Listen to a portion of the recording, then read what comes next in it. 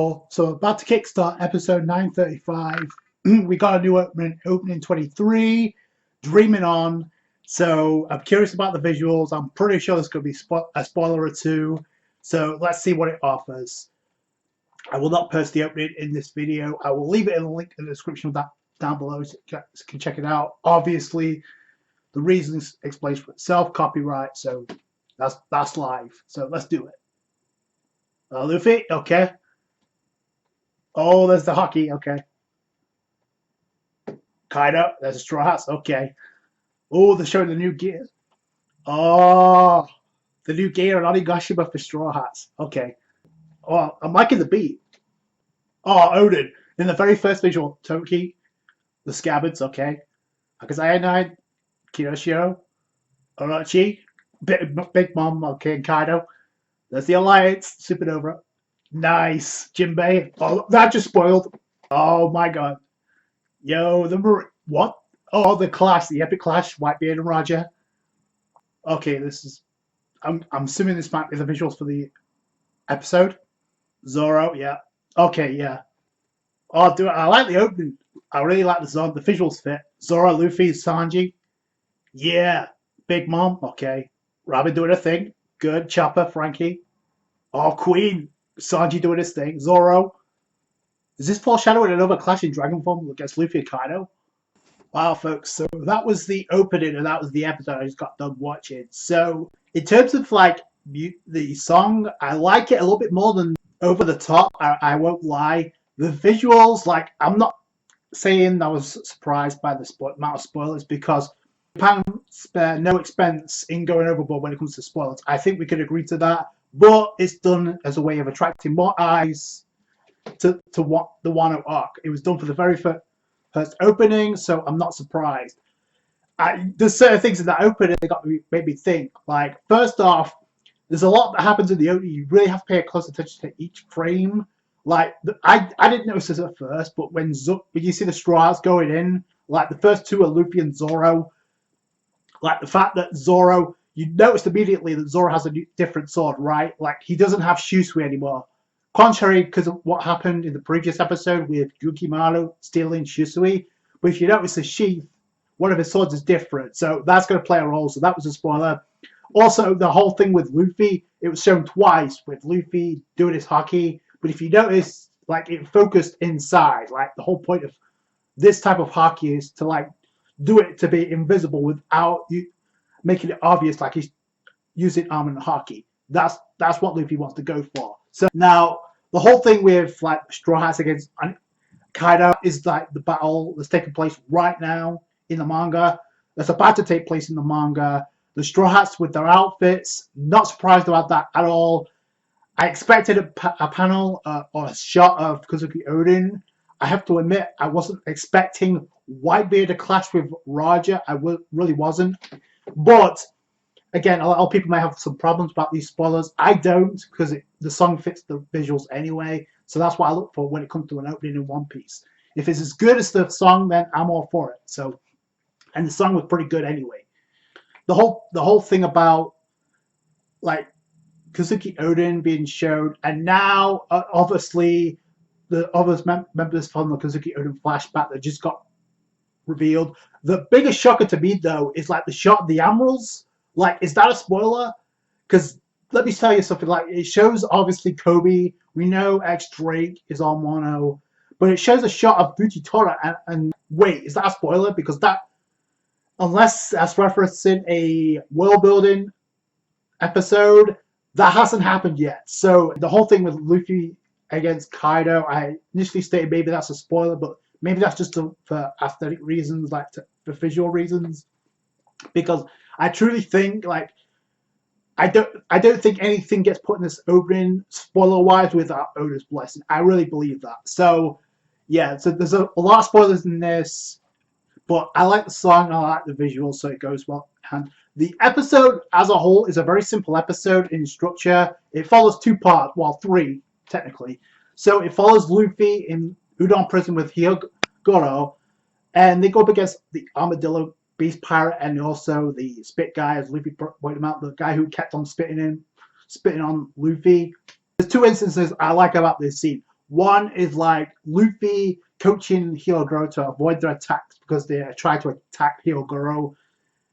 Luffy with advanced observation haki, the future sight that you learn from fighting Katakuri, he used that to guide Hyogoro to avoid their attacks because he's like, crouch, left, go that way, go this way, and then Luffy just finally like, okay, hop on, that's going to be much easier if you dodge while I'm dodging as well. But it speaks volumes to like Hyogoro, like even though Luffy's kind of coaching him what ways to go, the fact that Hyogoro is still able to dodge is impressive in its own right despite his age. And it also goes in hand with what we see in the preview. That shot of Hyogoro using haki, that I said it in my last review, it was obvious, but now it's like, okay, Hyogoro is going to be the one to guide Luffy to like get this haki in the ground because he still can't do it. And he's like frustrated, like he's sending these guys flying. I was like, no, it's still not good enough. And there's another instance where Luffy is about to use his future sight to guide Hyogoro again.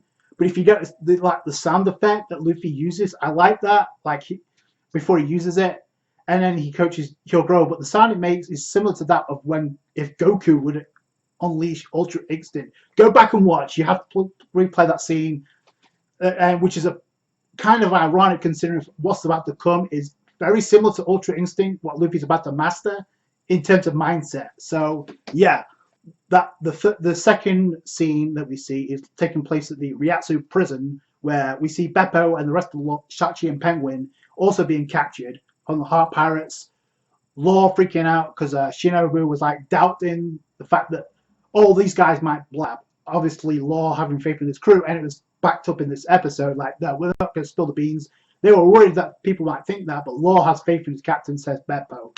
So yeah, and I'm guessing Law's coming to Ryatsu prison to like break them out because he's just not going to leave them there. He's not going to abandon them there.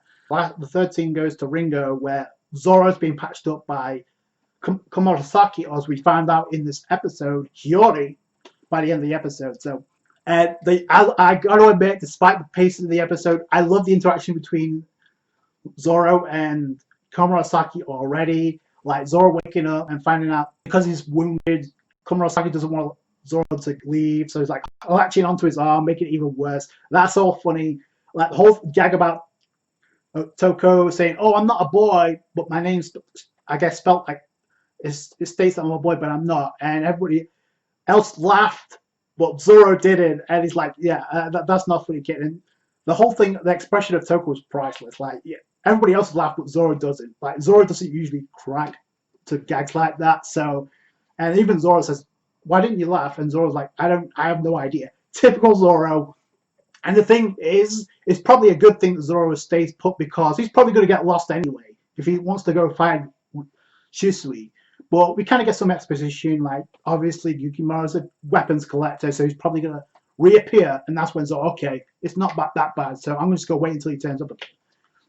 I kind of neglected to mention this in my last review because of how epic it was with Zoro KOing Kamazu the Killer, but then after that takes place and we see the look on Komurasaki's face, there's one shot of where she's looking at Zoro, also strong, but now this is, and that connects with what we found out in this episode. I'm wondering if she's seeing Kazuki Oden through the eyes of Zoro, and that's why she had the look she has. Look, this same thing happened in this episode. Like, you can chalk it all you want, but there's a scene where the back and forth, the banter between the two, is comedic genius. But the thing is, she'll stay here at least until your wounds have healed. But if you look at the way she's looking, and if you pay close attention, you see the bowl, like the food that's being cooked right. That is so influential with Odin. It's not even funny, and they're not even trying to hide it. Like, you really got to pay close attention. So I'm telling you, there's something to it. I'm not saying there's going to be a romance between the two, but there's definitely something between the two, and it's going to lead into this final battle. I'm telling you right now, Zoro, and the fact that just Komurasaki's like, "Yo, I'm going to tell you a secret, but you need to keep it amongst yourself." Yeah, so the fact she's telling Zoro is going to play a role definitely in the arc. Despite the fact we have the new opening, I love the opening. I love the visuals. It was great. Let me know if you guys prefer this one over the previous opening, over the top. They definitely went over the top in this opening when it comes to spoilers.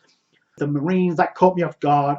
I don't know if Admirals are going to show up now, because if that was foreshadowing, holy shit. So also with Komurasaki and Hiyori being revealed now, the cat's out of the bag. The preview looks pretty dope with Hyogoro using his hockey. So I can't wait to see what happens next. Let me know what you guys think down below.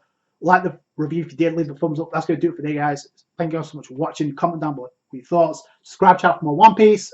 I appreciate your support as always. Talk to you guys later. Thanks, guys.